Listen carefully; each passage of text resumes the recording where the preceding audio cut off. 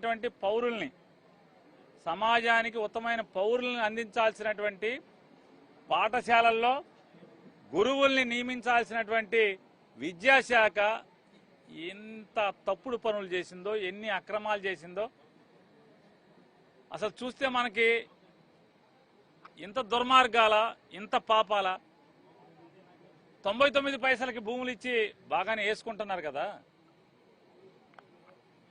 అలాగే అమరావతిలో కాంట్రాక్ట్లు ఇచ్చి చదరపు అడుగు 20,000 రూపాయలకి, ఒక్కొక్క ఆఫీసు కడతాకి అడుగుకి 20,000 రూపాయలకి కాంట్రాక్ట్లు ఇచ్చి బాగా వేసుకుంటున్నారు కదా.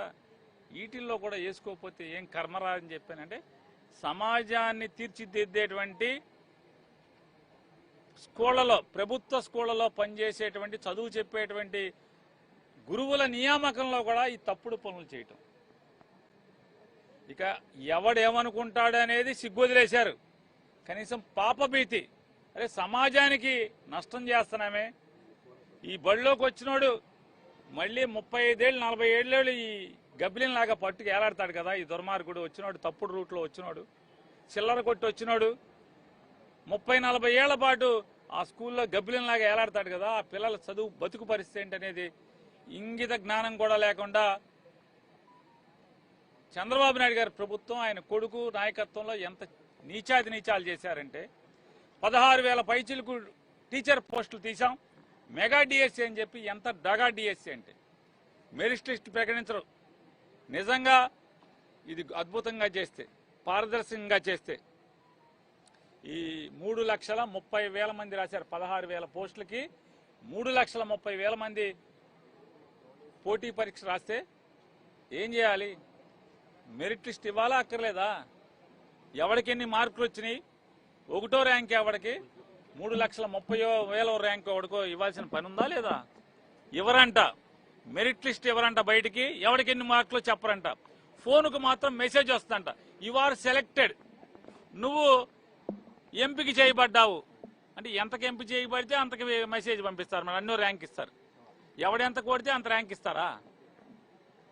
సిగ్గు లేకుండా ఇంకా మాట్లాడతారు. ఏమనంటే విద్యాశాఖ నుంచి ఒక ప్రకటన ఇస్తారు, సిగ్గు శరం లేకుండా.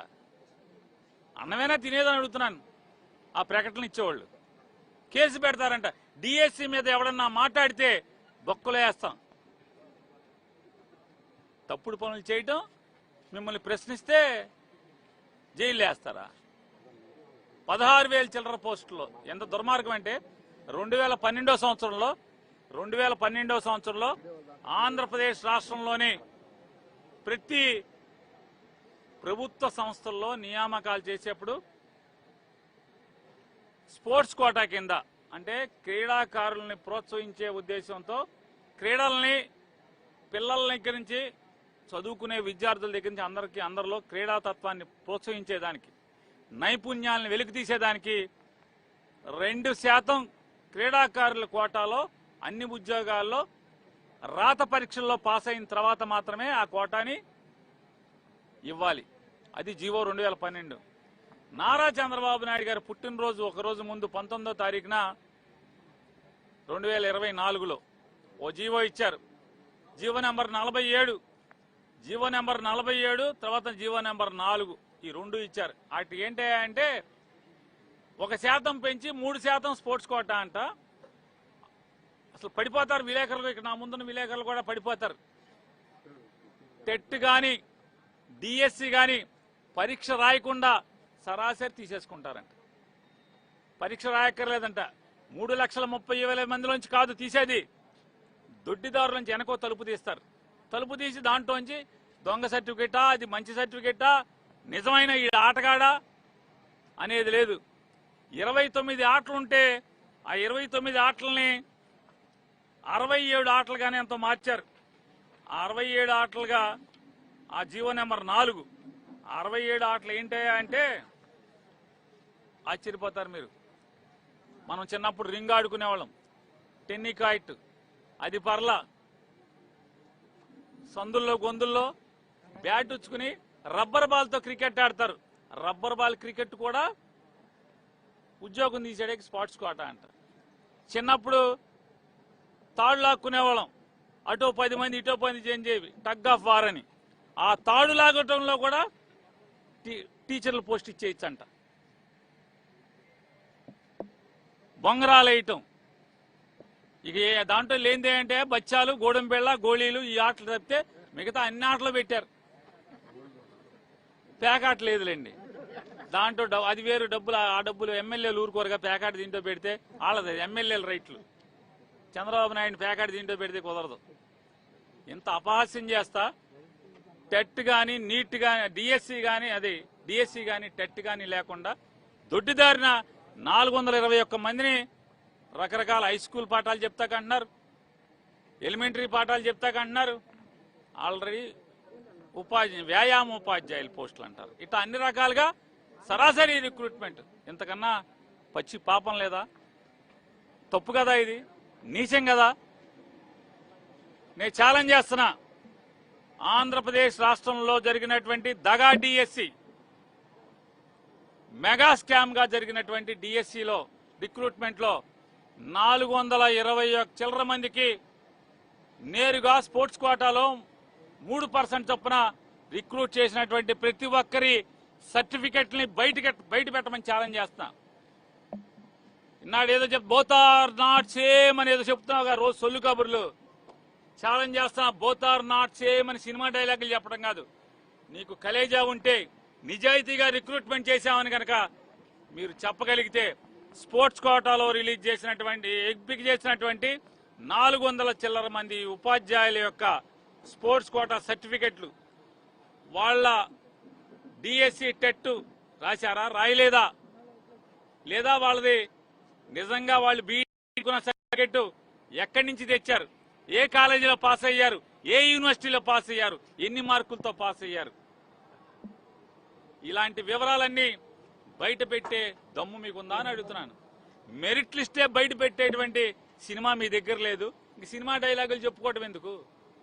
మెరిట్ లిస్ట్ బయట పెట్టే సినిమా మీ దగ్గర లేదు. స్పోర్ట్స్ కోటా పెట్టేటువంటి సినిమా మీ దగ్గర లేదు. బోత్ ఆర్ నాట్ సేమ్ అంటారు. Cinema and Lokesh are not same. Balakrishna అల్లుడు నాట్ సేమ్. అతను సినిమాలు చేసి డబ్బులు తీసుకుంటారు, ఇక్కడేమో స్కాములు చేసి డబ్బులు తీసుకుంటారు. కానీ both are not same. CBI ఎంక్వైరీకి డిమాండ్ చేస్తున్నాం.